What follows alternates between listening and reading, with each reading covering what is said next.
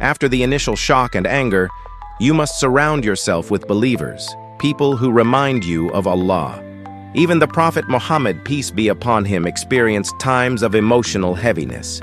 And what solution did Allah give his beloved messenger? Did Allah tell him to seek therapy or medication? Allah gave him the cure for all believers.